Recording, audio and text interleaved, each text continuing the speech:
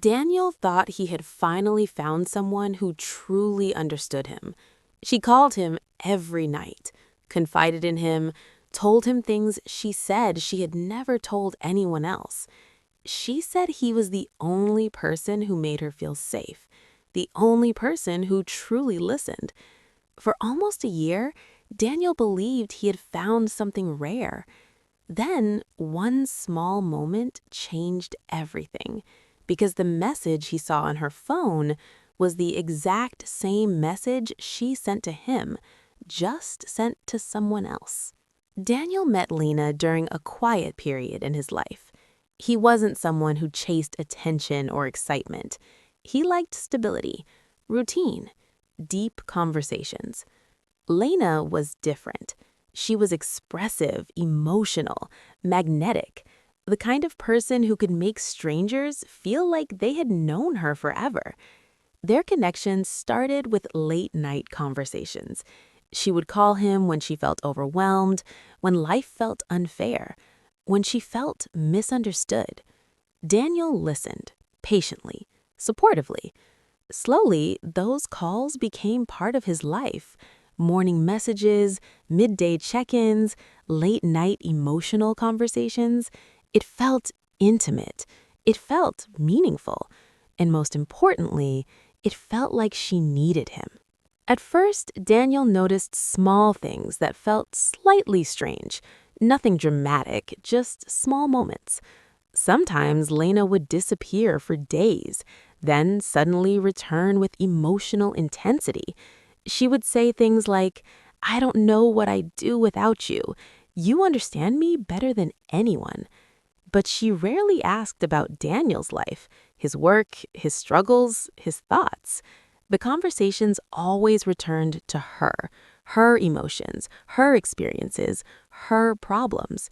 Daniel ignored the imbalance because when she needed him, she made him feel important, and that feeling was powerful. Over time, the pattern became clearer. Whenever Lena felt insecure or upset, Daniel was the first person she called. He reassured her, encouraged her, comforted her. But once she felt better, she became distant again. Replies slowed down, calls stopped. Sometimes she vanished for a week, then suddenly returned with emotional urgency again.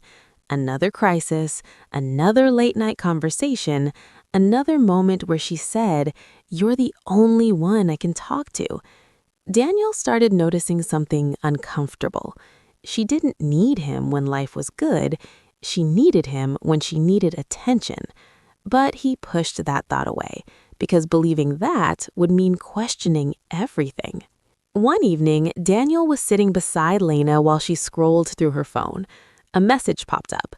At first, he wasn't paying attention until he read the words, "You're the only one who really understands me."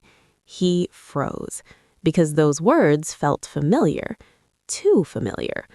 Curiosity turned into quiet dread.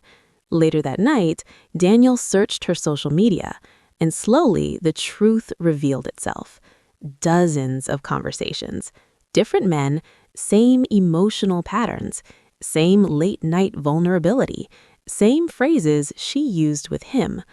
The words that once made him feel special were just part of a script. Daniel realized something painful. He wasn't her partner. He was one of many people giving her the one thing she constantly craved: attention. When Daniel confronted Lena, she didn't react with guilt. She looked confused, almost defensive. "I never said we were exclusive. I'm just talking to people.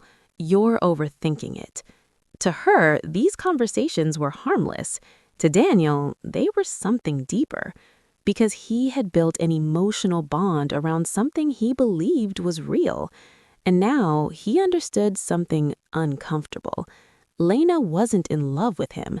She was addicted to the feeling of being admired, of being reassured, of being emotionally important to someone. And Daniel had unknowingly become one of the many people feeding that need.